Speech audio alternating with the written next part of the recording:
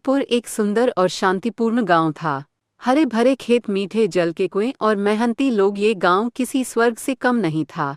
लेकिन हर वर्ष एक रात ऐसी आती थी जब पूरा गांव डर और सन्नाटे में डूब जाता था। अमावस्या की रात।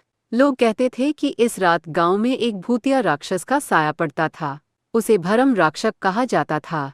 जो भी इस रात घर से बाहर निकला वो फिर कभी नहीं लौटा, और जो बच भी गए वे या तो पागल हो गए या फिर एक अदृश्य डर से हमेशा कांपते रहते थे। गांव के बुजुर्गों का कहना था कि सैकड़ों साल पहले एक शक्तिशाली तांत्रिक इस गांव में आया था। वो तंत्र मंत्र का ज्ञानी था, लेकिन उसके मन में छल कपट और लालच भरा था। धीरे धीरे उसने गांव के लोगों को धोखा देना शुरू कर दिया। वो खुद को अमर बनाना चाहता था। उसने एक भयावह तांत्रिक अनुष्ठान किया, लेकिन कुछ गलत हो गया और वो राक्षस बन गया। अब हर अमावस्या की रात वो गांव में आता और लोगों की जान लेता। गांव में एक साहसी युवक था, राजू। उसने बचपन से इन कहानियों को सुना था। उसे यकीन नहीं था कि कोई राक्षस सच में मौजूद है या सिर्फ एक भ्रम है। एक दिन राजू का दोस्त रवि देर रात तक घर नहीं लौटा। अगली सुबह उसकी लाश गांव के बाहर मिली। गांव में ये खबर आग की तरह फैल गई। भरम राक्षस ने रवि को मार डाला। राजू के लिए ये एक बड़ी चोट थी। वो दुखी था, लेकिन उसने संकल्प लिया, मैं इस राक्षस को खत्म कर दूंगा। राजू एक बूढ़े साधु के पास गया जो तंत्र मंत्र में निपुण था। साधु ने कहा, भरम राक्षस एक आम राक्षस नहीं है, वो भ्रम का स्वामी है। वो तुझे तेरा सबसे बड़ा डर दिखाएगा। अगर तुझे उसे हराना है तो तुझे अपने मन का डर मिटाना होगा। राजू ने 1 महीने तक कठोर साधना की। उसने मंत्रों का अभ्यास किया, ध्यान लगाया और प्राचीन ग्रंथों से वो राक्षस को हराने का तरीका ढूंढा। अमावस्या की रात घिरते ही गांव में सन्नाटा पसर गया। लोगों ने दरवाजे बंद कर लिए, दिए बुझा दिए, लेकिन राजू छिपा नहीं। वो गांव के पुराने मंदिर में गया जहां से वो सारा गांव देख सकता था।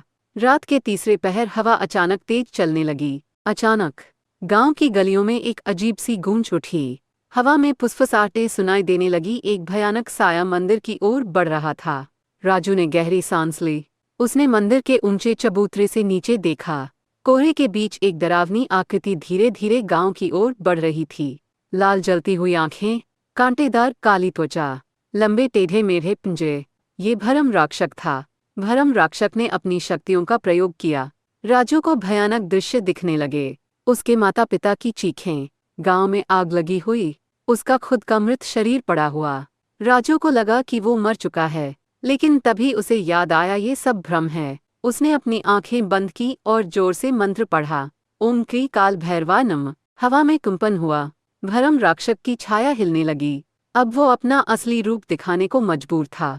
राक्षस जोर से चिल्लाया, मूर्ख मनुष्य, तेरा अंत निकट है। लेकिन राजू ने डर को अपने ऊपर हावी नहीं होने दिया। राजू ने अपने विशेष तांत्रिक जाल को उठाया जिसे उसने 1 महीने की तपस्या से सिद्ध किया था।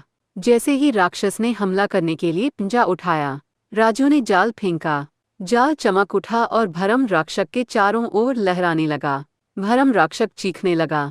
उसकी शक्ति क्षीण होने लगी। उसने भागने की कोशिश की, लेकिन वो जाल में पूरी तरह फंस गया।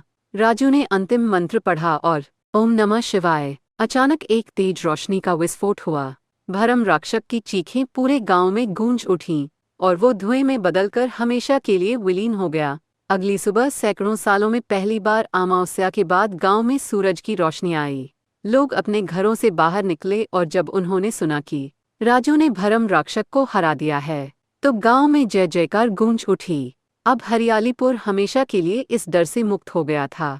राजू सिर्फ एक युवक नहीं बल्कि गांव का नायक बन गया।